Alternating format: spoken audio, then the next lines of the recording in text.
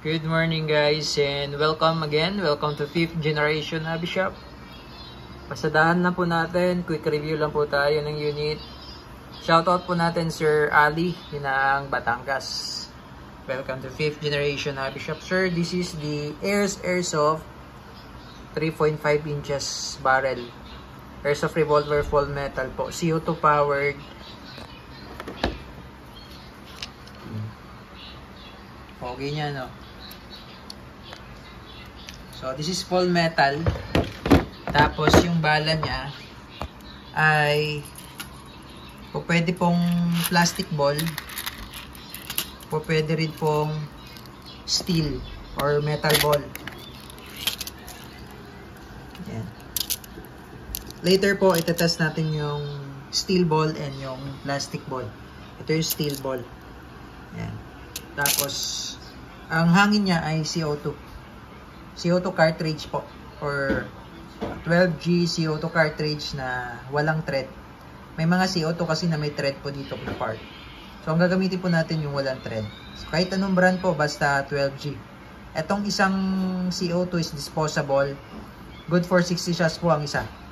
Okay. Ito naman po yung kanyang shell. Mukha siyang bala, no? Na plus P. Pero dito po nilalagay yung steel ball or yung plastic ball. Pakita ko na sa inyo.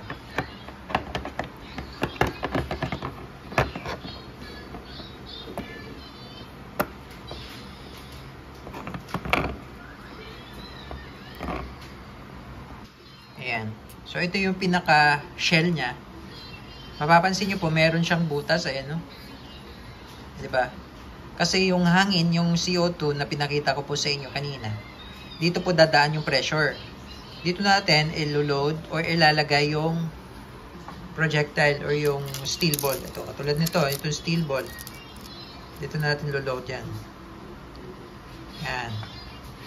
Okay, tutulak niya kasi yan ng CO2 para tumalsik yung steel ball. Tapos, ito, isa, pwede naman siya sa plastic ball din. So, pwede siya sa plastic, pwede rin siya sa steel ball. Yan. So, hindi po yan mahuhulog dahil po fully fitted talaga siya dyan. Akmang-akma talaga siya dyan. Yan. So, dyan po. Bali, 6 po na shell ang kasama. Ayan. Tapos, yung ating revolver ay merong safety. Ayan, may safety siya. Ba, usually sa mga revolver na totoo, walang safety. Dito sa Airsoft, meron siyang safety. Ayan.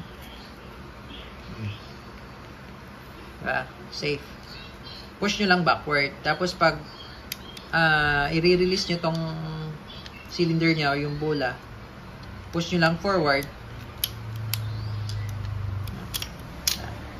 Forward lang. Tapos tulak mo lang siya.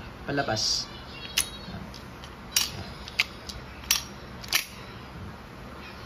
Tapos single and double action.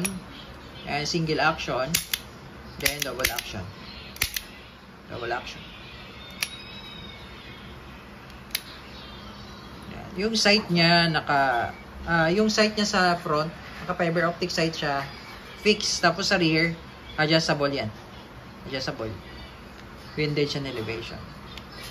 Ayan. This is full metal po. Full metal siya. Tapos yung haba ng barrel 3.5 inches. Wood grip siya, wood grip. Yung grip niya ay gawa sa kahoy. Okay, and then, ito po, dito yung slot, bali, sa ilalim po nito yung CO2. Alisin nyo lang yung grip.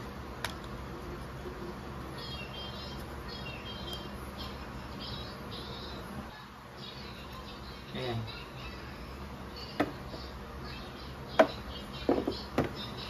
And then, lagyan lang po natin ng konting oil.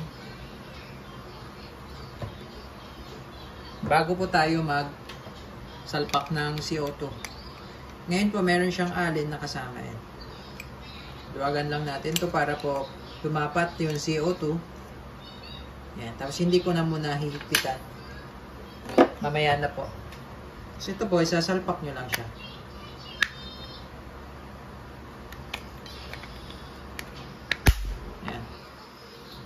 Okay. So, ayan po. Pagka gagamitin nyo na, pwede nyo siyang pihitin. Yan o. Sa ngayon po, naka-standby lang yung CO2. So, hindi po yan mako-consume. Once na pinihit nyo na yung higpitan, punctured na po yan. Automatic po yan pagka hindi nyo nagamit, nag-evaporate po.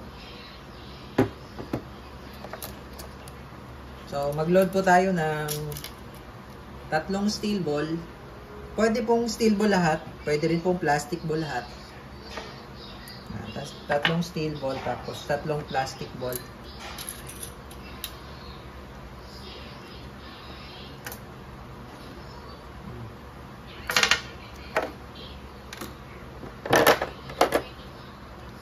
Pag i-release nyo po, again, pag i-release nyo po yung pinaka-bola, forward, push nyo lang to, forward, tapos tulak.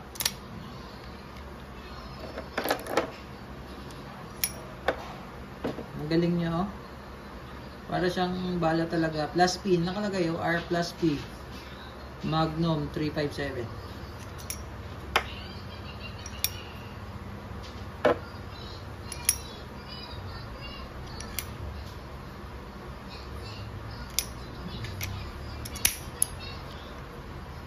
Okay, so testing. Testing, Airsoft Smith & Wesson 3.5 inches barrel. All metals. Single action. Pwede rin double action.